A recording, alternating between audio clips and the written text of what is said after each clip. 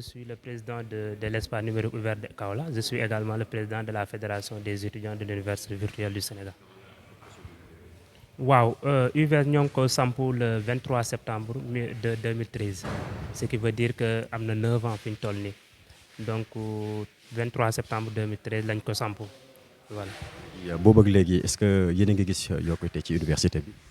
waaw am na parce que bañ ko formé première année bi amutoon sa 2000 étudiants amutoon sa 1000 étudiants mais instant ñoo ngi plus de 71 200 et quelques étudiants au niveau national parce que UVS dañ ko décentraliser en ENO. C'est-à-dire chaque région daa am benn espace numérique ouvert yooyu la ñuy wax ENO, ce qui veut dire que ENO yi ils sont au nombre de 17 et ça ñoo ngi au nombre de 71 000 donc am nañ yokkute en terme de popularité parce que ñooy deuxième université à part UCAD boo xam ne ñoo ëpp nit instant yi si université Sénégal yi également moyen yi aussi parce que instant yi gars yi ñoo ngi bu njëkk gars yi maîtriser wu ñoon le système de l'UVS mais léegi avec le développement du numérique gars yi comprendre nañ utilité UVS parce que instant yi nii étude à distance da doon poser problème bu njëkk parce que d'habitude dañoo amoon en tout cas habitude di gis professeur bi devant nous mais nag avec ce système dañ lay jox ordinateur jox la clé de connexion jox la SIM pour nga dem defi ji cours voilà donc loolu noonu da doon poser problème au début mais instant yi avec la communication loolu changé na ba gars yi di def seen cours à merveille si ordinateur ak yooyu. yan filière lañ mën a fekk ci biir université bi ñuy jàng ci biir université bi. waaw presque am na yi am si université yëpp filière yi dañ leen di répartir par pôle la ñuy wax am na pôle bi ñuy wax pôle STN mooy science technologie et numérique si biir pôle boobu da nga fay fekk plus de 6 filières am na filière bu ñu naan maths appliquée et l'informatique filière boo xam ne ñi am bac S2 ak S1 ñoo fay dem am na aussi filière bi ñuy wax MIC multimédia internet et communication. boobu pour multimédia la pour internet et communication d'où son nom l'indique am na aussi beneen filière bi ñuy wax ci biir CD communication digitale am na beneen filière bu ñu naan IDEA am na beneen également filière bi ñuy wax AGN ak cybersécurité voilà donc beneen pôle bi mooy pôle CESA c'est-à-dire pour lettre bi yooyu am na science juridique science politique am na ci biir AS administration économique et sociale am na ci biir ZEC science économie et de gestion voilà yooyu moo nekk ci pôle boobu am na aussi pôle bi ñu naan LSHE voilà pôle boobu da nga fay fekk sociologie ak anglais voilà ñett pôle yi am ak filières yi am ci biir pôle yi am ci biir UVS. filière yooyu yëpp mu ngi am ci université bu UVS bu Kaolack. bien sûr moo ngi fi am sa gars yi aussi bëri nañ fi sax parce que ñun Kaolack instant ñoo ngi plus de 8000 étudiants chaque pôle di nga fa fekk plus de am na pôle yoo xam ne am na filière yoo xam ne ñoo ëpp nit par rapport ak yeneen yi am na yoo xam ne mën nga faa fekk plus de 1000 fii ci Kaolack sax. voilà yooyu yëpp ñoo ngi fi. difficulté yi waxoon nañ ne UVS dañoo amoon problème déjà fu ñu nekk siège bi et tout ak problème mu espace mooy fi étudiants yëpp di daje je pense que loolu commencé na am ay évolution waaw déet à la fois parce que nombre bi daa commencé di yokk daaw orienté nañ ci plus de 2000 étudiants donc ce qui veut dire que ak bâtiment bu ndaw bi gars yi su ñuy def examen su ñun dañuy am problème ce qui veut dire que boobu loolu moom remédié wul ba tey. te fi ñu nekk nii moomuñ ko parce que fii Serigne Bouba ko moom fii espace loué la suñu espace numérique moo ngi fële Sine ce qui veut dire que problème espace boobu ñoo ngi koy am ba tey ndax gars yi suñuy def examen sax dañuy am problème pour fi ñuy def ak yooyu noonu problème boobu am na nag jéego yu ci gars yi def parce que ngaan lañ jógee ñëw fii mais ba tey mun nañ ne réglé wul mais nag ñoo ngi siy def suñu kéemtulaay kantan di gis autorités yi di wax ak administration bi pour ñu mën a en tout cas gaawal procédure bi. lan la autorités yi wax ci seen zone boobu ñu leen aménager te boobu ba léegi demagoo leen fa. waaw parce que bu njëkk daa amoon problème mu entrepreneur bi ñu ko joxoon architecture bu ñu ko joxoon bi ñu ko njëkkoon jox en 2014 voilà dañoo amoon problème ak moom. voilà ñeneen hypothèse yi di prouver ne daa amoon problème mu suuf ak yooyu noonu comprendre problème mu xorom ak yooyu noonu. exactement loolu moo tax ay titre foncier yooyu yëpp mu ngi ci woon biir parce que ay hypothèse la prouvé wuñ ko parce que koo laaj mu jox la beneen hypothèse boo xam ne bokkut ak keneen ki looloo tax instant ay hypothèse ngay waxee moom yi ñu la wax rek nga mën a waxaat mais li leer ba leer mooy instant yi am na beneen milieu bu ñu aménagé foofu tout près commencé nañ bâtiment bi yegg na nii nag mais gars yi ñoo ngi ci waaw ñoo ngi ci mais defaguñ progrès parce que dañ ciy ne tey suba ainsi de suite mais nag. fi ngeen nekk nii ñëpp xam nañ ne bërëb la buy nit ñëpp di daje am na marché ci biir am na ay activités culturelles des fois ñu organiser ko télévision fi rajo bi fii nit ñi dañ fiy ñëw est-ce que am na lu mu yàq ci seen wàllu njàng ci concentration beeg yooyu. non parce que milieu universitaire dañ koy d'abord xayma ci 3 phases parce que ENO bi daa am 3 domaines de spécialité moo tax ñu teg ko fi d'abord bi ci njëkk mooy éducation c'est-à-dire jàng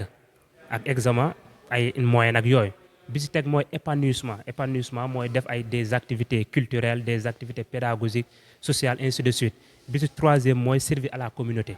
mooy servir la communauté donc ce qui veut dire que benn bi mënut a impacter beneen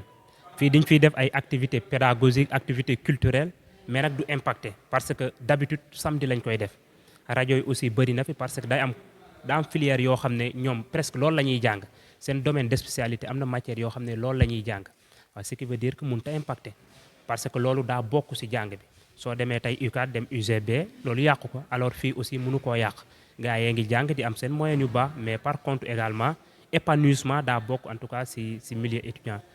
yan jafe-jafe la yu weesu yi nga tudd nii moom la étudiants yi am actuellement ci UVS. d'abord li ñu am mooy problème mu machine parce que à chaque fois ñu ñuy jox ay machines yoo xam ne ay turu machine la pour dire vrai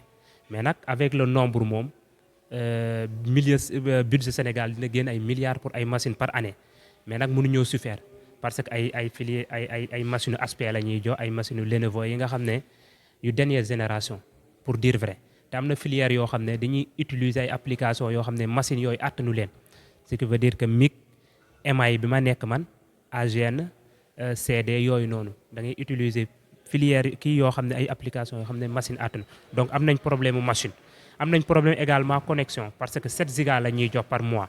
te des fois mise en jour yeeg yooyu balaa 7 jours yi di passé day jeex waaw mais nag waaw baax na mais bëriwul. c'est-à-dire 7 giga de connectivité étudiant bi nar koo utiliser di def cours am mënu koo defee sa une semaine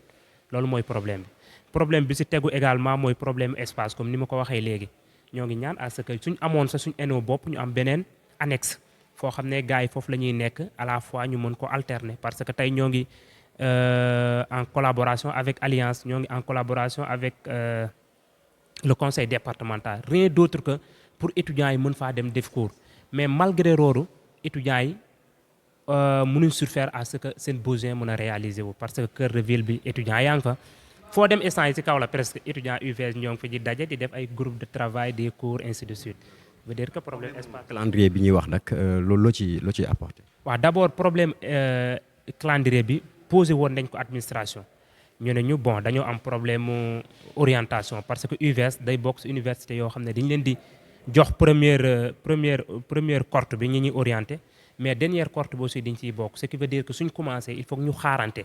pour mën a évoluer en même temps loolu day war a bokk na ci li nga xam ne moo tax ñu tardé beneen bi ci des mooy les premiers promotionnaires parce que université bu door dina am problème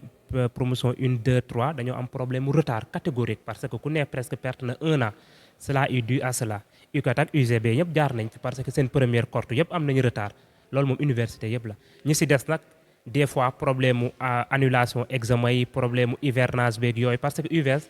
tey fii nii su fekkee Saint-Louis moo ngi taw wala Ziguinchor moo ngi taw UVS Kaolack du mën a def parce que benn plateforme la ñuy defee ñoom ñëpp ce qui veut dire que benn université su bañee def rek day impacter keneen loolu bokk na ci yoo xam ne moo tax suñ calendrier di retardé mais nag ñoom ñoo ngi ciy def jéego yu am solo parce que promotion 8 bii nii presque defuñ un mois c'est presque de vacances ce qui veut dire que dañuy wàññi vacances yi pour mën a en tout cas stabiliser seen calendrier universitaire. ngay lancer autorités yi ak étudiants yi. d'abord comme ni ma koy defee parce que ñun d'habitude dañuy bind ay courrier ainsi de suite pour recevoir pour préfet recevoir ñu gouverneur maire yeeg ñoom ñëpp dans le but de aider les étudiants donc li ma leen di ñaan mooy ñu jàppale ñu pour suñu espace bi pare ñu jàppale ñu également pour ay matériel parce que am nañ problème ay projecteurs ainsi de suite problème matériel yooyu yëpp ngi fi parce que am na filière yoo xam ne dañoo war a def théorie mais aussi dañoo war a def pratique parce que théorie bi rek lañ leen di jàngal ci plateforme mais pratique bi également dañ ko war a def yooyu matériel yooyu yëpp ñun mënuñ koo jëndal suñu bopp te nombre bi aussi avec matériel yi fi nekk ñoom ñëpp mënuñ koo defandoo en tout cas problème logistique suñ problème la problème espace comme ni ma ko waxee léegi annexe ku ñu ci mën a jàppale ainsi de suite voilà problème mu connectivité également ñu yokk connexion bi parce que loolu aussi problème mu suñ université en tout cas problème yooyu daal laa mën a lim pour en tout cas autorités yi mën koo dégg ku ñu ci mën a jàppale également nga jàppale